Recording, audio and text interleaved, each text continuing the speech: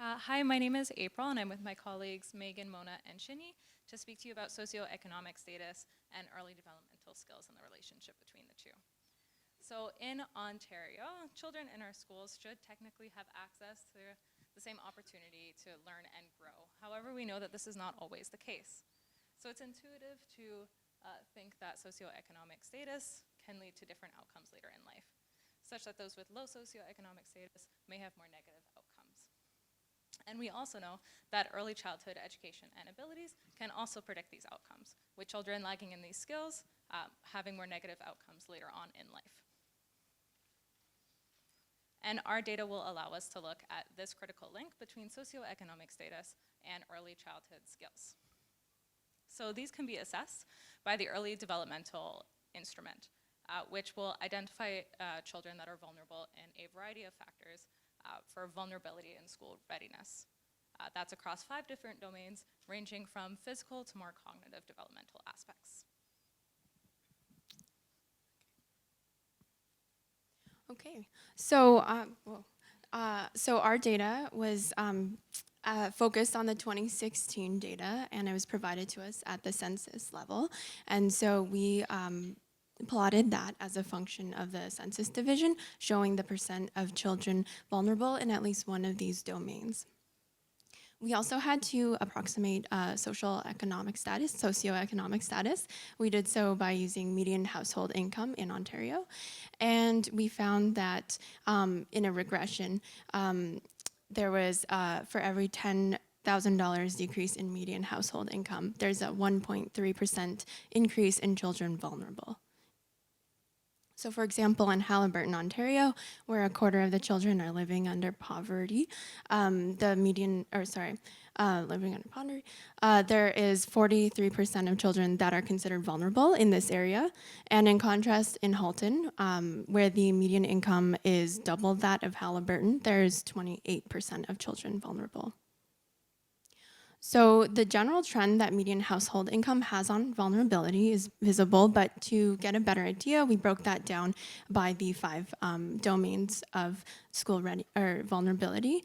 And when doing so, we see that specifically it's the physical health and well-being measures and the language and cognitive development measurements that are particularly suffering.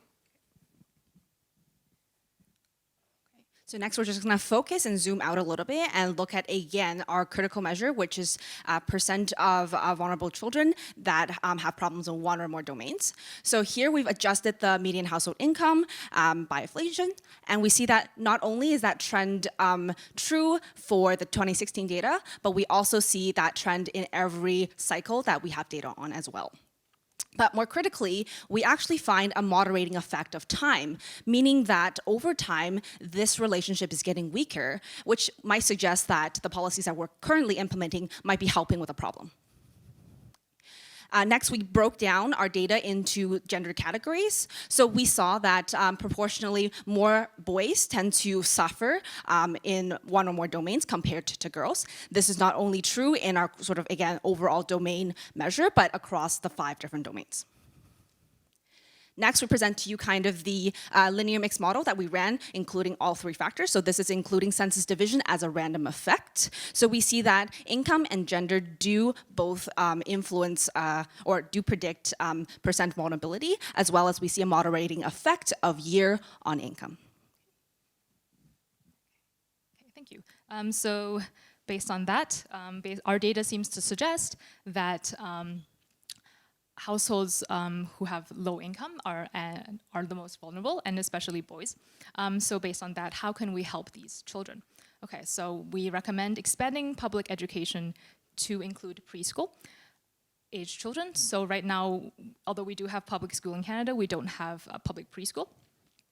But our data indicates that even before children are entering school, these children from low income neighborhoods are already at risk. So they're already lagging significantly behind in these important developmental skills.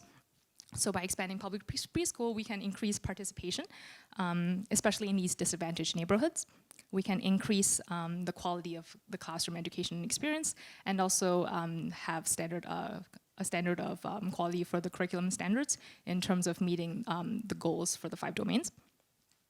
And so in terms of investing in early education, we know that investing in early education now will pay back significantly down the road.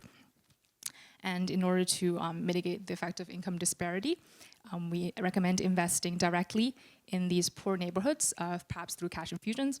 And we can also create more housing opportunities in the neighborhoods that are associated with better outcomes.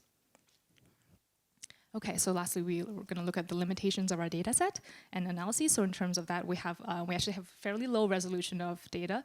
It was at the census division level. If we had more fine-grained school district level data, we would be able to maybe to associate the investment in education with outcomes. So our take-home message would be that household income did significantly predict early skills. Low-income regions and boys are especially vulnerable. And lastly, investing in early education would be critical. Thank you very much. Very good job. Okay, so Susan, of course, this is OPS data. She gets dibs. Yeah, we got a lot more data we could make available to you. Just a question, I see that your source of your data was EDI data. Have you looked at the full-day kindergarten that we have implemented in the last 5 years?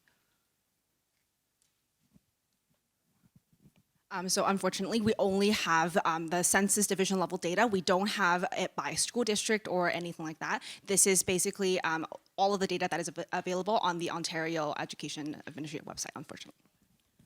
So if you're commenting on the 5-year full-day kindergarten, and you're maybe drawing on the difference between what 2016 might look like, or maybe even 2011 compared to what we would see now, like Mona mentioned in her slide, there was a slide, we did see kind of a weird trend that it was decreasing from 2011 to 2016. I'm not sure that we would see an effective full-day kindergarten between there because it is 1 year or something like that, but it'd be very interesting to look at more recent data. Any more questions? Are we done?